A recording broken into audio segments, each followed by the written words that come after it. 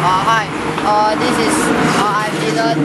I'm Joshua. And I'm Bridget. And we are here at Memories at Old Fort Factory. And this is Ian, our cameraman for today. This is the first place in the Memories at Old Fort Factory. Firstly, we start by seeing how this was the fall of Singapore, and then these pictures are how the Japanese actually came down and bombed Singapore, and they actually right this and left it in very bad states. So yeah.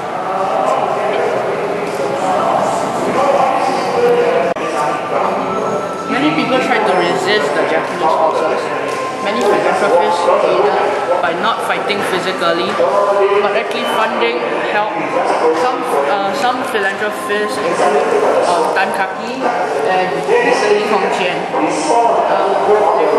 They provided large amounts of money to fund relief efforts around the world and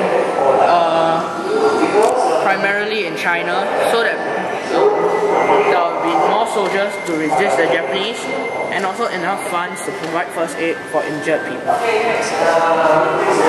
So now we're in the replica of the surrendering room. This is a place where the British and Japanese actually signed the agreement for the British to surrender the Japanese. It was by General Percival and the Yamashita. So yeah, this is just a replicate of the room.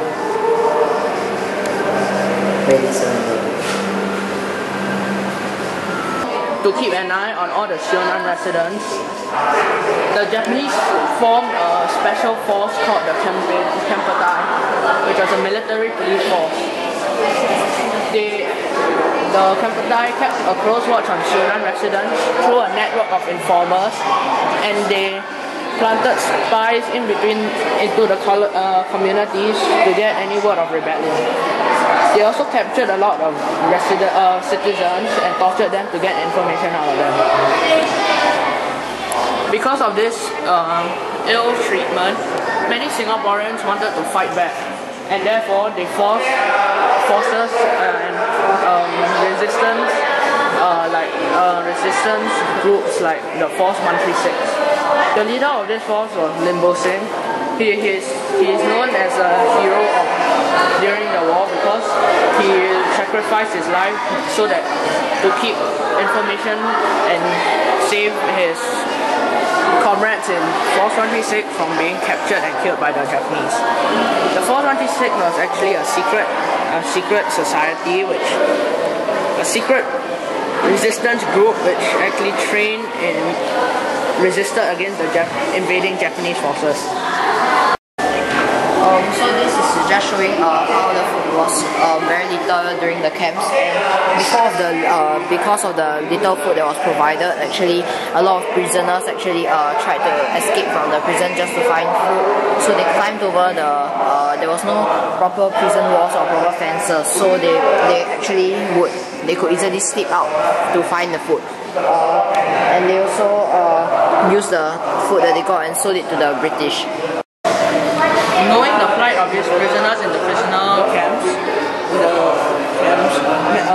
many Sikh temples and other temples provided free meals for prisoners who managed to sneak out. They provided various vegetables such as tapioca, and sweet potato. Since a lot of the prisoners suffer from malnutrition. There was also a lack of first aid, and because of the bad living conditions, many infectious diseases managed to spread and cause many deaths.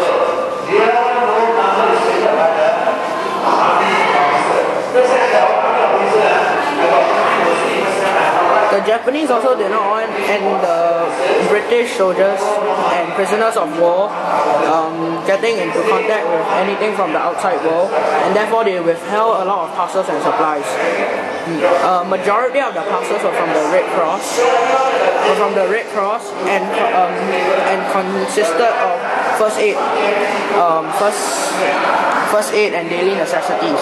However, the Japanese held it back and thus caused life to be worse for the soldiers in the camps. Here is a statue of how malnutrition the soldiers were. It shows how badly treated they were. They were underfed, forced to work hard every day, and a lot of people died from the fatigue. This is how education was like during the Japanese occupation, when all the students had to go back to school after all the schools had closed. Because when the Japanese conquered Singapore, all the schools had to shut down, so the Japanese opened new schools just specifically for education in Japanese, so they had to learn Japanese all over again. So they had to learn Japanese all over again. And these are like some of the pictures of different schools. The Japanese ordered people of Singapore to surrender all their Straits dollars and issued everyone a new note which was called the banana money. It had the same value as a Straits dollar and had a picture of a banana plant printed on the notes. They also started a Shiokan, which was a lottery, and it was run just like a normal day lottery would. There were consolation prizes, first prize, second prize, and third prize. Some samples of the banana money are shown here.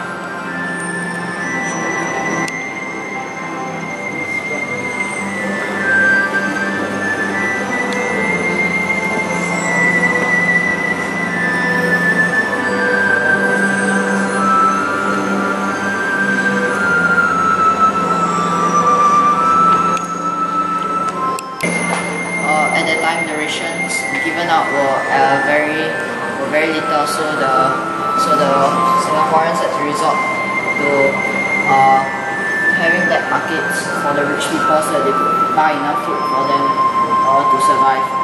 However, the black market prices were very high, and the prices kept increasing over the years. The Japanese officially surrendered on the 12th of September 1945 at 10:30 a.m. at the municipal building. This is a picture of the document signed by the Japanese army and the Japanese general, to which agreed that they would withdraw all forces. It's about the Japanese surrender in Singapore, and the POWs, the prisoners of war, were all freed, and they were all malnutrition. Like for example, in this photo, look, all their bones and everything before they were freed. If they had not been freed, they all have died. So when the Japanese surrendered in Singapore, everybody was all freed, all the POWs were freed, and the British dropped like some pamphlets to say that the Japanese have surrendered and that everybody is free. So they dropped lots of pamphlets all over Singapore to like the POW camps and everything, and then like the British could go back home, and then they like told them like how to like continue to be healthy after the war, because we have enough food and all that, and all the pamphlets, and then those that were sick were properly treated in hospitals. After the war ended, many Japanese soldiers who were captured were sent for trial. These soldiers were characterized under three classes Class A was those who conspired to wage aggressive war. Class B being those who ordered atrocities, and Class C those who carried out crimes.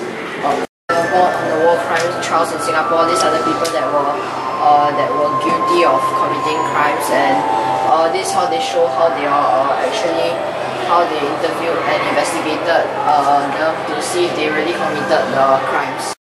In Singapore, there is a Japanese cemetery where all Japanese soldiers who died while fighting the war in Singapore are buried. In 1946, the Imperial War Crimes Commission also decided to turn the Kranji prisoner of war camp into a war cemetery. Thousands of British and Allied soldiers are buried here.